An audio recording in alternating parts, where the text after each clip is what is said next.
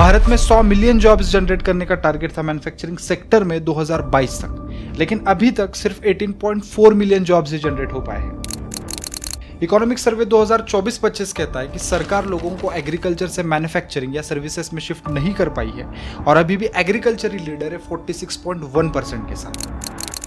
Foreign investments तो आई है, लेकिन ज्यादातर सर्विसेज और स्टार्टअप सेक्टर्स में चली गई है। मैन्युफैक्चरिंग से जीडीपी में कंट्रीब्यूशन का टारगेट 16% से 25% करने का था, लेकिन 10 साल के बाद भी ये 15.9% ही रहा है। भारत दुनिया की 4th लार्जेस्ट इकोनॉमी भी बन गई है, लेकिन अगर इसी इकोनॉमिक आउटपुट को सभी लोगों में डिवाइड कर दें तो हर एक आदमी के हिस्से का जो एक एवरेज इनकम बनेगा, जिसे पर कैपिटा जीडीपी भी कहते हैं, उसके लिस्ट में अभी भी हम 140 के नीचे ही घूम रहे हैं। और इसी गैप को फिल करने के लिए मेक इन इंडिया जैसा इनिशिएटिव लॉन्च किया गया था, ताकि रूट लेवल से सबका विकास हो सके। लेकिन सवाल यहाँ पे यह है कि भारत के मैन्युफैक्चरिंग को मेक इन इंडिया जैसे इनिशिएटिव्स को मोमेंटम क्यों नहीं मिल रहा है।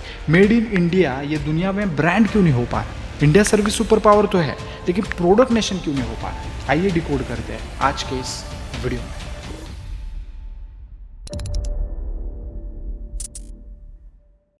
हिस्ट्री में पीछे जाकर अगर देखें तो कॉलोनियल रूल के टाइम पे इंडिया एक मैन्युफैक्चरिंग हब था, लेकिन अंग्रेजों ने हमें सिर्फ एक रॉ मटेरियल एक्सपोर्टर बना दिया। आजादी के बाद भी ज्यादातर कंपनी सरकार चलाती थी, प्राइवेट सेक्टर को ज्यादा चांस ही नहीं दिया गया। बचपन में हमने पढ़ा है, सुना है कि हमको आजादी 1947 में मिली थी, लेकिन असली आजादी 1991 में मिली थी, जब लाइसेंस राज खत्म हुआ। एक्चुअली उस जमाने में बिजनेस करने के लिए 80 से ज्यादा लाइसेंस चाहिए होते थे, और ये सब इतना कॉम्प्लिकेटेड था कि लाखों लोग कभी बिजनेस शुरू ही नहीं कर पाए। मगर इसको कभी ना कभी तो चेंज होना ही था, और आखिर ये 1991 में चेंज हुआ, जब लिबरलाइजेशन अनाउंस किया गया, यानी जब रेस्ट्रिक्शंस को लूज किया गया।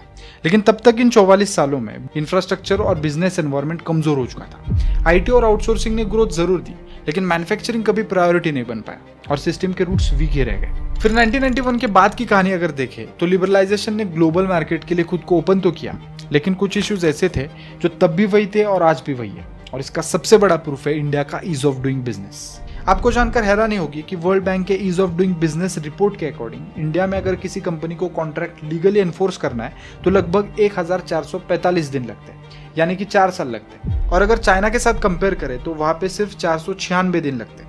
न्यूजीलैंड में तो और भी फास्ट है, सिर्फ 216 दिनों में काम निपट जाता है। और सिर्फ लीगल प्रोसेस ऐसे नहीं, लॉजिस्टिक कॉस्ट भी मैन्युफैक्चरिंग को पीछे खींचता है। इंडिया में ये कॉस्ट जीडीपी के 14 to 18% तक है, जबकि ग्लोबल एवरेज सिर्फ 8% है। यानी माल बनाना ही नहीं, उसे पहुंचाना भी महंगा और स्लो है। 2014 के बाद इंडिया के ease of doing business ranking 142 से 63 तक आ गई, लेकिन ग्राउंड रियलिटी आज भी वही है।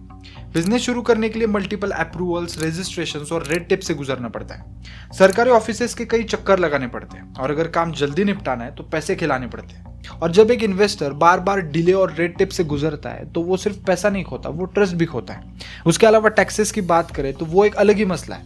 Environmental clearance, land protest, paper work, सब कुछ अटका देता है। और अगर इतना सब कुछ करने के बाद भी अगर आपका बिजनेस शुरू हो जाता है तो उसको आगे चलाने के अलग ही चैलेंजेस है, जैसे कि ट्रेंड वर्कफोर्स।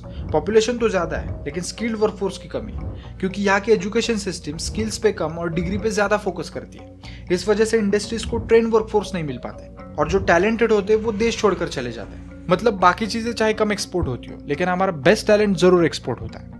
तो अब अगर इंडिया को मैन्युफैक्चरिंग हब बनना है तो सिर्फ स्लोगन से काम नहीं चलेगा, सिस्टम भी सुधारनी पड़ेगी। चाइना के साथ मैन्युफैक्चरिंग में एक और की रेस में हमको थोड़ा तेज दौड़ना पड़ेगा, क्योंकि वियतनाम के साथ साथ मेक्सिको, थाईलैंड और इंडोनेशिया जैसे छोटे देश भी तेज भाग रहे हैं। और रही बात हम कॉमन लोगों की, तो जरूरत है हमारे माइंडसेट को भी थोड़ा अपग्रेड करने की, क्योंकि जब तक हम हमारी देसी चीजों को सेकेंड क्लास समझते रहेंगे तब तक मेड इन इंडिया भी कभी ब्रांड नहीं बन पाएगा। आज के लिए बस इतना ही, मिलते हैं नेक्स्ट वीडियो में, तब तक बाय बाय।